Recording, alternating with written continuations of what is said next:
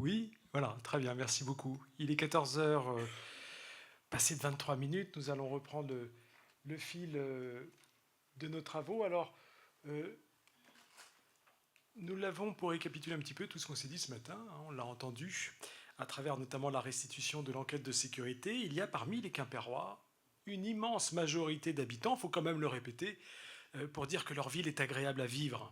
C'est d'ailleurs un sentiment partagé par les acteurs de proximité qui ont eux aussi été interrogés dans cette enquête. Mais il y a des zones d'ombre, vous l'avez entendu. On a parlé des conflits d'usage dans la rue et les solutions d'aménagement qui peuvent exister.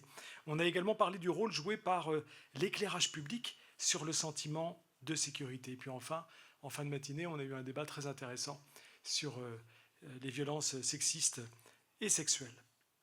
Alors, cet après-midi, nous allons nous pencher sur un sujet qui fait la une de l'actualité depuis des mois et qui préoccupe toutes les villes de France, absolument toutes et tous les territoires de France. Et pour en parler, nous avons le grand plaisir d'accueillir le président de la MILDECA. La MILDECA, c'est la mission interministérielle de lutte contre les drogues et les conduites addictives. Monsieur le Président, docteur Nicolas Pris, bonjour. Vous étiez déjà là il y a 2 ans et nous vous remercions beaucoup d'avoir accepté de revenir ici à Quimper. Depuis votre dernière venue, les trafics ont continué à se développer. On parle d'une explosion de la consommation, d'un business qui pèserait des milliards d'euros et briserait de nombreuses vies. Le gouvernement vient de présenter un plan national contre le narcotrafic, un plan assez ambitieux. Il nous paraissait, avec vous, très opportun de revenir sur ce sujet qui est aussi la première préoccupation des Quimpérois. Alors, je vous appelle à prendre la parole. Peut-être 2 questions toutes simples. En quoi la consommation de drogue a-t-elle évolué et comment surtout prévenir l'entrée des jeunes dans le trafic? Nous avons besoin de clés pour comprendre les moyens d'agir. Merci beaucoup. Merci beaucoup. Voilà, très bien. Madame la maire, mesdames et messieurs les élus, mesdames, messieurs, d'abord un mot de remerciement de nous avoir conviés à nouveau, 2 ans après, comme vous l'avez dit, pour un sujet qui a pris une certaine ampleur, et vous venez de l'expliquer, au moins en termes de représentation, d'opinion et dans la réalité. Mais en même temps, il n'y a pas que des mauvaises nouvelles. Alors je vais aussi un peu parler des bonnes quand même.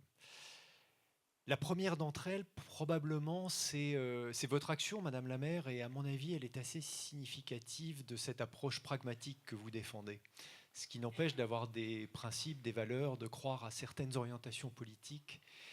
Mais voyez, moi, je suis médecin de formation. Ça faisait longtemps que je savais que les addictions, c'était les principaux déterminants de la santé, d'une certaine manière, que c'est les premières causes de cancer, quand on parle du tabac et de l'alcool, que ce sont les tueurs en série historiques, quand on parle du tabac, 75 000 morts par an. Tout ça, je le savais. Ce que j'ai appris assez vite en venant à la tête de la MILDECA, c'est que c'était en plus un fardeau économique pour notre pays. Et vous savez, il y a parmi les questions d'actualité aujourd'hui la question du budget de l'État. On cherche 60 milliards d'euros. Ça, c'est le chiffre qui est avancé. Je vais vous donner juste un point de repère. Le tabac coûte à la nation française 156 milliards d'euros par an. L'alcool, 102 milliards d'euros.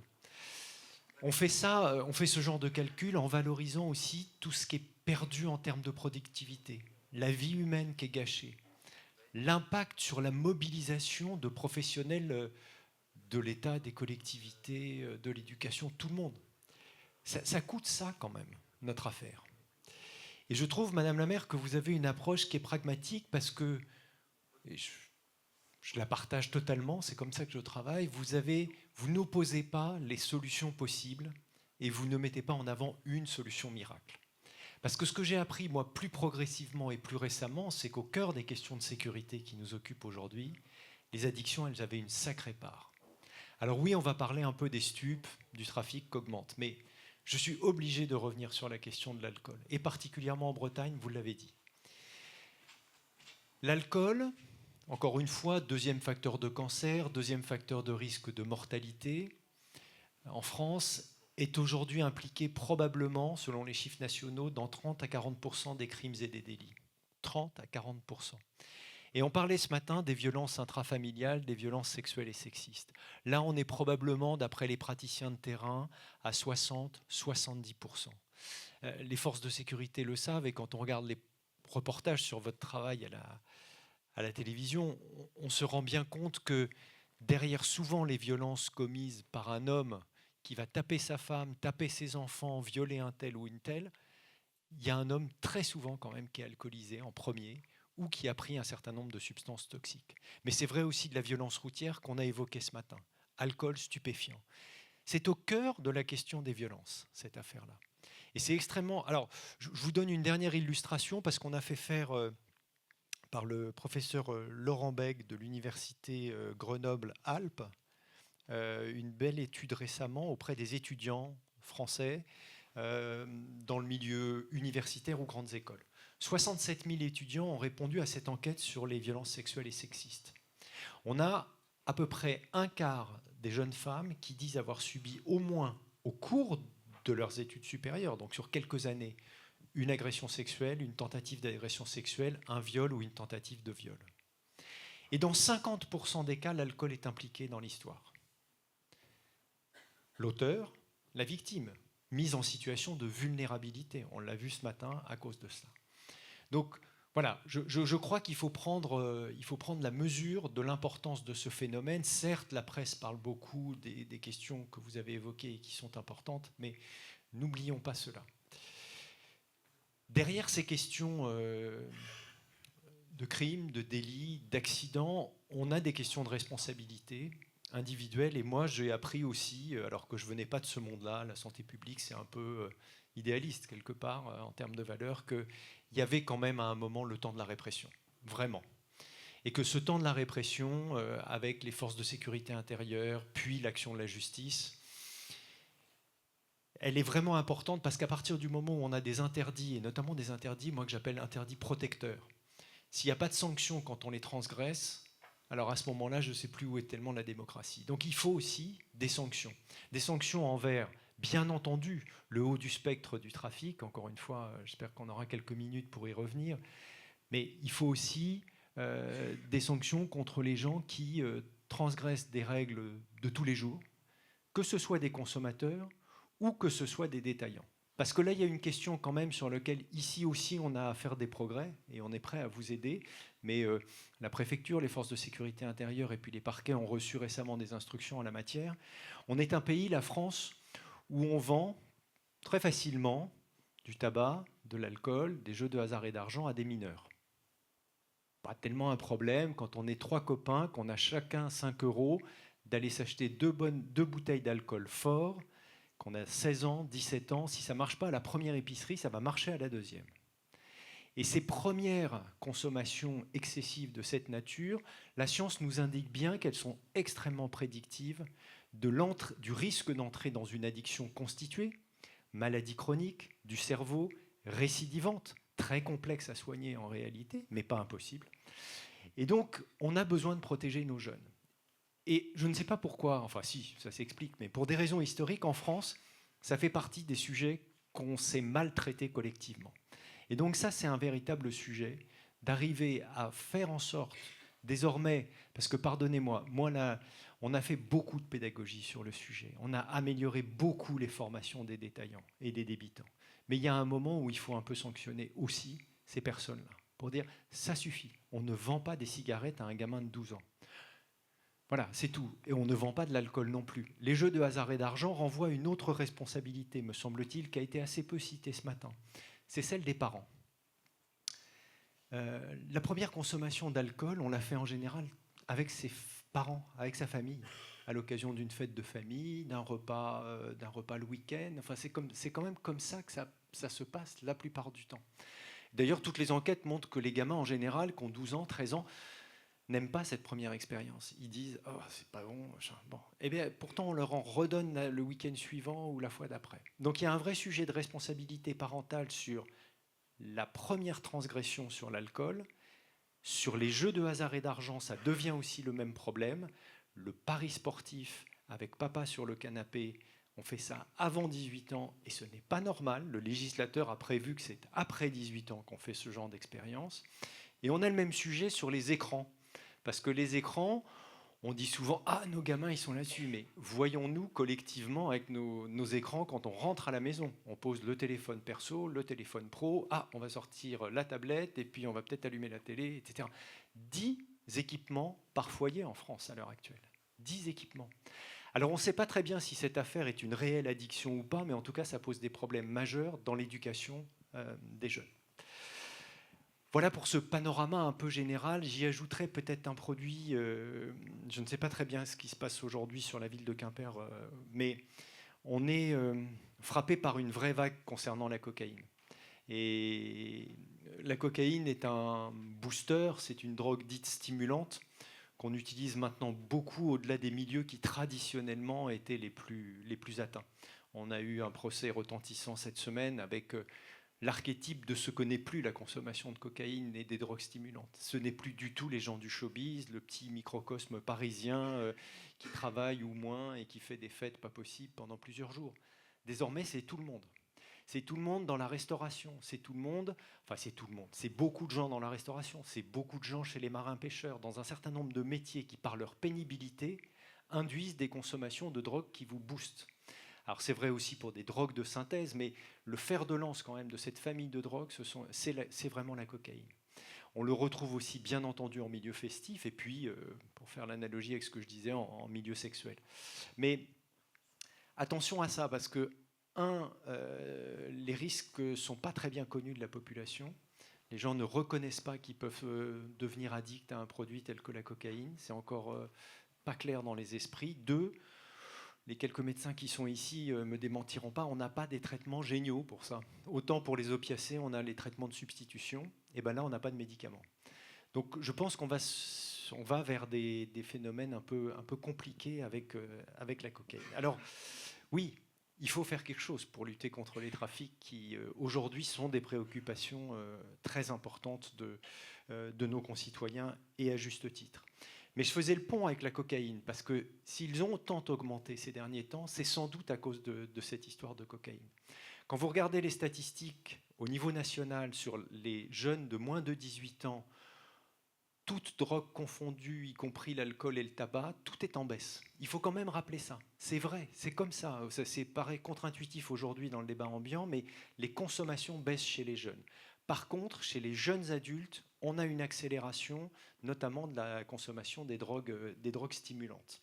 Et les trafiquants ne s'y sont pas trompés. Les trafiquants qui viennent désormais de loin, s'implanter dans notre pays, qui profitent de nos failles, pour finalement vendre des produits qui sont plus rémunérateurs qu'avant, parce que le moteur pour eux c'est évidemment l'argent, se sont implantés en important des méthodes d'une violence totalement inouïe, et en allant chercher ici ou là, sur les territoires même, mais parfois en Bretagne, ils vont chercher des gamins pour les amener jusqu'à Marseille, pour participer à ces trafics et constituer ces petites mains, ces petits esclaves du trafic, qui sont...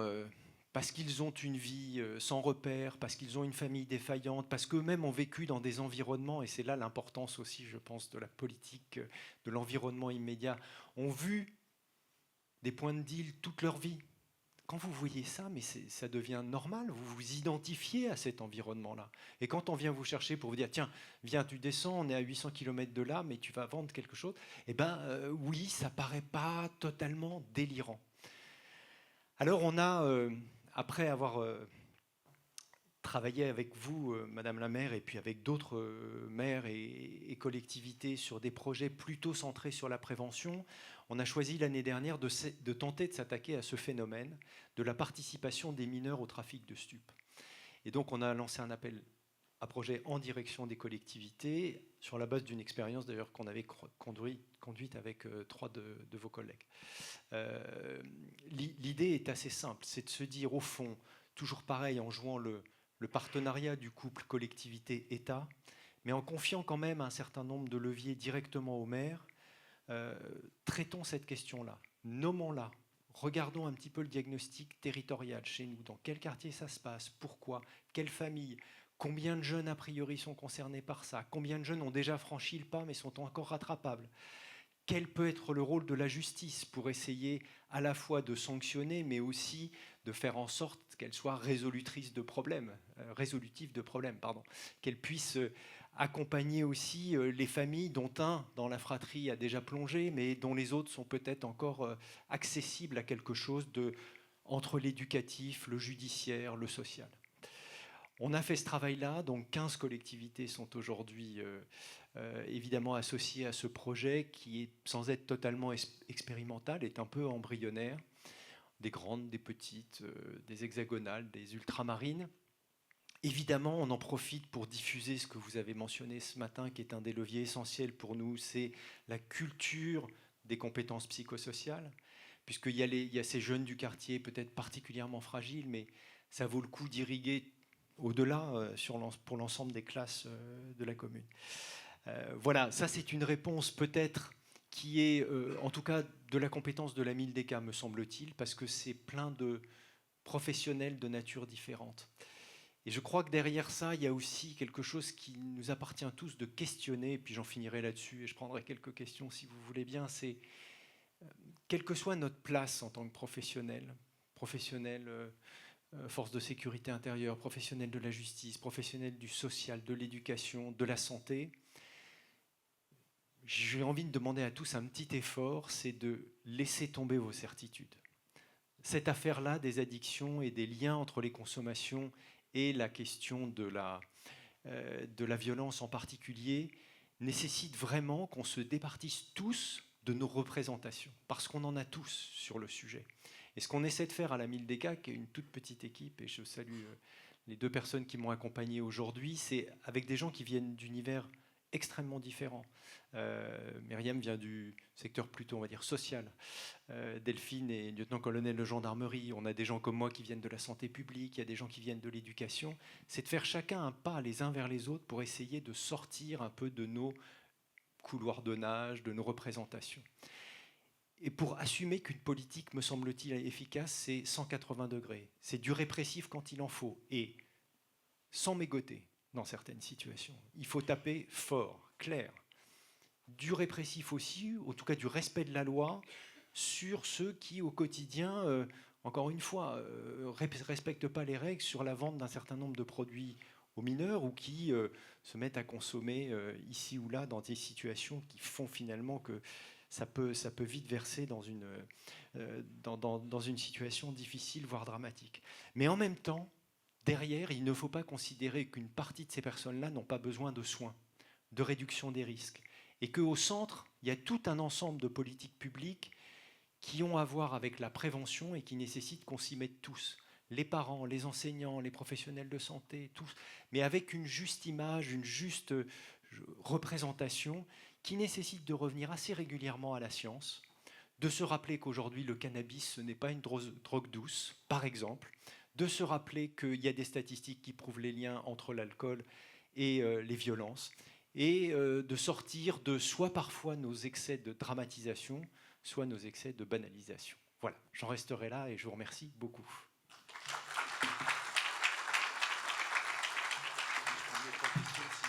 Merci à vous, Monsieur Pris. Oui, absolument. Je vous propose, dans le prolongement de votre intervention, de prendre quelques questions. Il y a un petit Larsen dans le micro. Moi, j'ai peut-être une question préalable à vous poser. Je le disais tout à l'heure, il y a un plan gouvernemental contre le narcotrafic qui a été présenté il y a quelques semaines de cela. Il a pour ambition de taper sur les têtes de réseau, mais également sur le consommateur. Très clairement, voilà. Qu'est-ce qu'on peut faire de plus aujourd'hui pour réprimer la consommation? On parlera sans doute de prévention après, mais pour réprimer. Ouais. Non, mais je vois ce à quoi vous faites allusion. C'est la question qui est posée effectivement par différents ministres aujourd'hui de la responsabilisation du consommateur. Moi, je crois qu'elle mérite d'être posée. Honnêtement, elle n'a jamais été tentée en France. Jamais. Alors, j'ai une précaution, et moi je l'ai dit publiquement, donc je le redis ici, c'est que vous avez une partie de la population des personnes qui utilisent des drogues, de l'alcool ou tout ce que vous voulez, qui, à partir du moment où ils sont vraiment dans l'addiction, ne sont plus accessibles à ce type de message. L'addiction, c'est la recherche d'un produit ou d'un comportement de manière obsessionnelle tout au long de sa journée, parfois même la nuit. Enfin, c'est bon. à ce moment-là qu'on explique à ces personnes, vous êtes quand même un maillon d'une chaîne qui va depuis la déforestation en Amérique latine pour planter des cocaillers jusqu'au meurtre dans les banlieues de nos villes, etc. Ça paraît un peu loin. Mais une autre partie des gens, très honnêtement, et on le voit au travers des témoignages, pardonnez-moi, je prends des exemples un peu parisiens, mais le bobo qui considère aujourd'hui qu'il ne peut s'endormir qu'avec son cannabis, sans savoir que le cannabis a tendance à pas tant faire dormir que ça, parce qu'en réalité, ça crée de l'anxiété derrière. Donc c'est peut-être déjà un problème d'information. Mais celui-là peut aujourd'hui s'interroger légitimement quand même. On a le droit de poser cette question. Qu'est-ce que je fais avec ça? Vous voyez, j'intervenais tout à l'heure pour Twitch, là, la petite vidéo qui est proposée. On est quand même à un moment où il faut se poser aussi des questions de responsabilité collective versus l'intérêt individuel. Moi, je veux bien qu'on fasse chacun exactement comme on veut, etc. Mais il y a un intérêt. Et si les responsables publics, et si le Parlement, il y avait ici tout à l'heure une sénatrice, une députée, ont voté ces lois en leur temps, c'est qu'elles ont du sens quand même, et qu'on doit donc s'interroger peut-être sur la manière d'accompagner un mouvement de responsabilisation. Voilà, pour le reste, le plan n'est pas totalement finalisé, donc on verra. Je pense qu'il faut s'attaquer au haut et au bas du spectre. Moi, c'est une conviction personnelle. Il faut faire des enquêtes très serrées sur les grands criminels, mais il faut aussi, ne serait-ce parce que ça empoisonne des quartiers, aussi faire en sorte que, voilà, à tel ou tel endroit, le point de deal qui amène toute l'intranquillité publique et l'insécurité soit quand même aussi traité. On prend des questions dans la salle. Une main se lève tout là-haut. Je veux bien que vous vous présentiez. Merci. Oui, rebonjour, c'est Madame Maternelle, Myriam B. S'il vous plaît, bonjour monsieur. Bonjour madame. Ravi de vous entendre. Mais vous parlez de trafic, cocaïne, alcool. Mais les médicaments? Ah ah.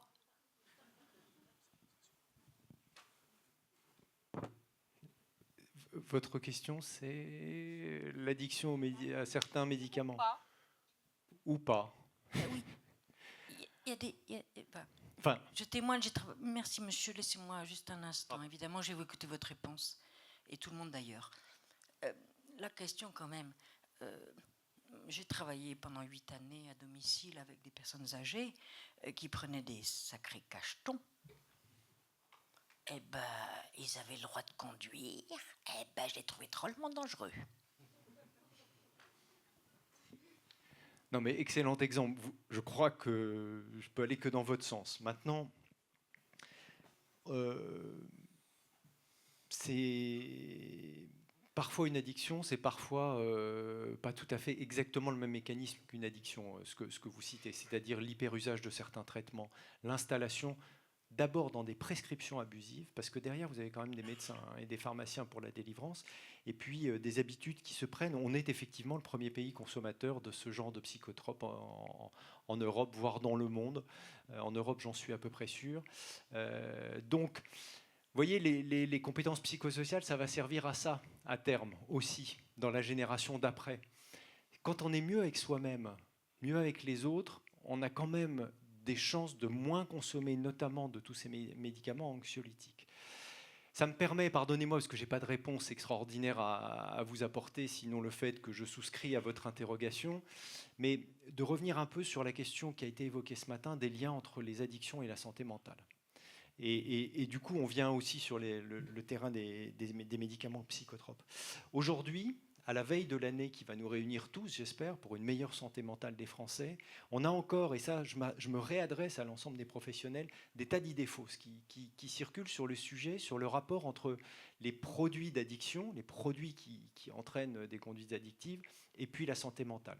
En gros, on a beaucoup de personnes dans notre pays qui pensent aujourd'hui que, écoutez, monsieur machin ou madame untel, elle a déjà tellement de problèmes qu'on va au moins lui laisser sa clope. Eh ben non. Et c'est pareil pour l'alcool, et c'est pareil pour le cannabis. Tous ces médicaments-là, tous ces produits-là ont un impact négatif sur la santé mentale. même le tabac. Donc, vous voyez, là aussi, il s'ouvre un petit peu peut-être à des données plus récentes, des données nouvelles, et en particulier pour des publics qui ont des difficultés sociales, j'aimerais vraiment que les gens qui travaillent avec eux considèrent que c'est la double, voire la triple peine. On ne peut pas aider des gens en les laissant consommer de l'alcool, enfin en les laissant, en ne tentant pas de les accompagner vers des sevrages à l'alcool, au tabac. Et le tabac est souvent la première addiction à soigner dans la réalité, parce que c'est celle d'ailleurs qui est très accessible à des bons traitements qui sont les patchs, etc. Et c'est celle qui entraîne des facilités pour se sevrer ensuite, notamment de l'alcool. Donc ne croyons pas, encore une fois, que tous ces produits-là aident les gens. Au contraire, ils aggravent tout. Merci. Une autre question ? Bonjour, je m'appelle Sylvain, je réside à Quimper. Merci déjà pour votre intervention. Une petite question concernant les drogues de synthèse. Cette semaine, enfin, je travaille dans un centre hospitalier et je discutais avec une addictologue qui me transmettait apparemment que certains tests effectués par les gendarmes ou les policiers, certaines drogues de synthèse ne sont pas détectables en fait. Donc là, ça va extrêmement vite. Donc voilà ma question. En fait, je pense ça va très vite. Enfin, au niveau du trafic, au niveau des nouvelles drogues. Effectivement, il y a le protoxyde d'azote. Effectivement, on entend pas mal parler. Effectivement, qui fait beaucoup de soucis. Voilà. Merci. Merci pour votre question. Alors, je vais le dire comme je le pense et avec des mots assez cash, mais je pense que les drogues de synthèse, c'est l'avenir des drogues dans le monde aujourd'hui.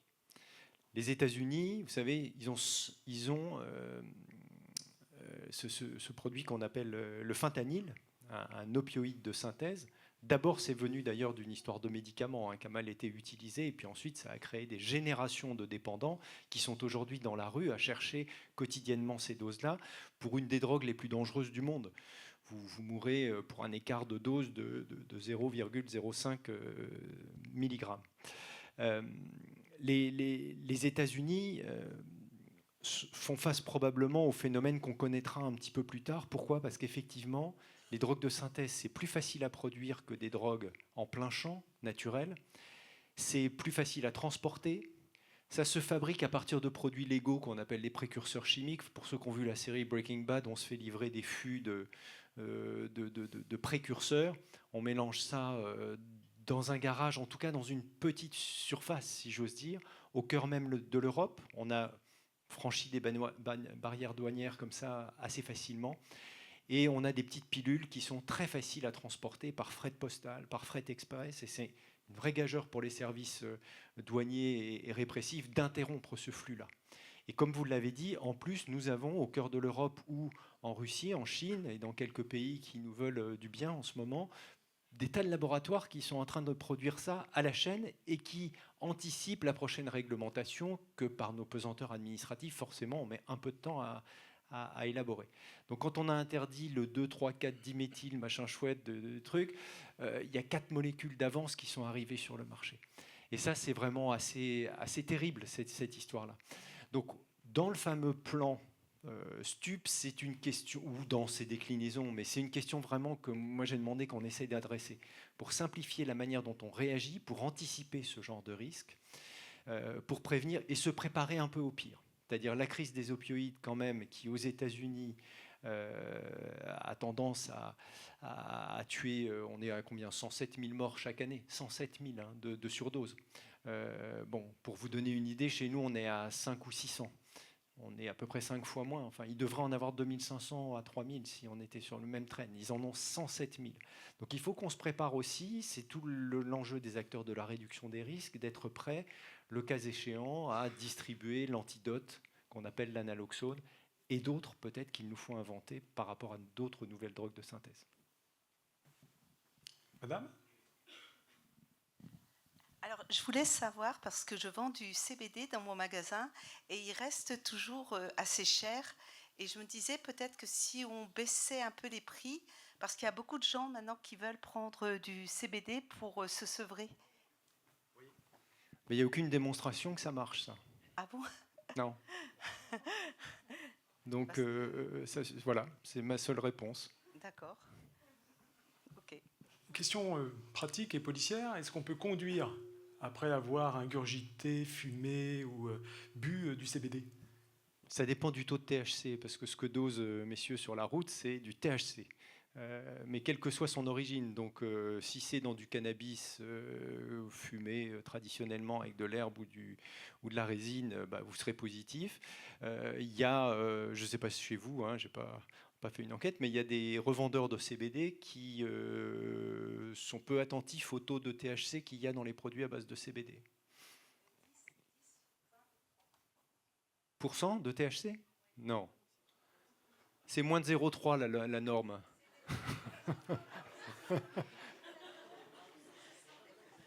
10 millilitres. Est-ce que ce sont des petits flacons de 10 millilitres dosés à 10%, 20% ou 30%?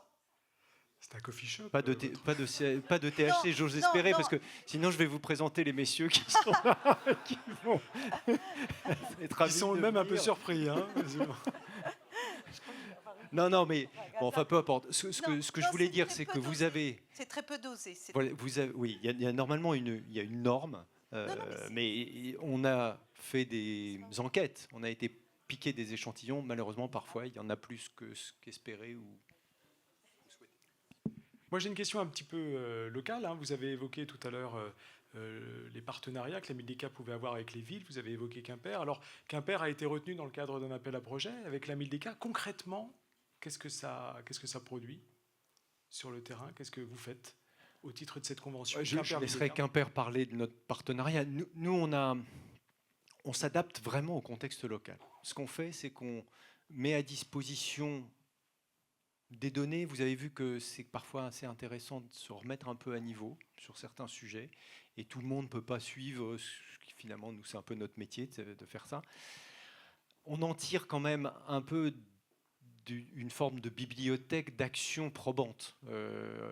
C'est comme ça qu'on essaie. Assez vite, on est allé sur les compétences psychosociales. Il n'y a pas que ça, mais il y a ça. Assez vite, on est allé sur la justice résolutive de problèmes. Assez vite, on est allé sur des dispositifs de réduction des risques. Et assez vite, on est allé aussi sur les interdits protecteurs et la nécessité de les faire mieux respecter. Donc, on tient à disposition une bibliothèque comme ça d'actions et de méthodologies.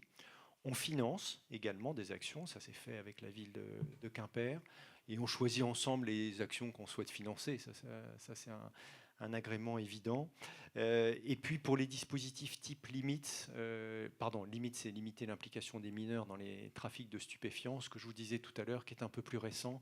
Là, on pense qu'il faut un ETP dédié à ça, qu'on rattache, qui est employé par la collectivité et rattaché pour vraiment animer. C'est des sujets tellement nouveaux, en tout cas, qui nécessitent un partenariat nouveau et d'une grande ampleur, si bien qu'il nous semble qu'il est vraiment important que jamais un mail ne tombe dans une boîte vide et ne soit pas répondu rapidement, qu'il y ait vraiment quelqu'un qui donne de la vigueur au projet au quotidien. Donc c'est ce genre de choses qu'on fait. Après, nous, on est aussi les équipes de Paris et ici, donc 2 personnes pour la Bretagne en l'occurrence, en contact direct avec tous nos interlocuteurs locaux, et c'est vrai dans toutes les régions de France.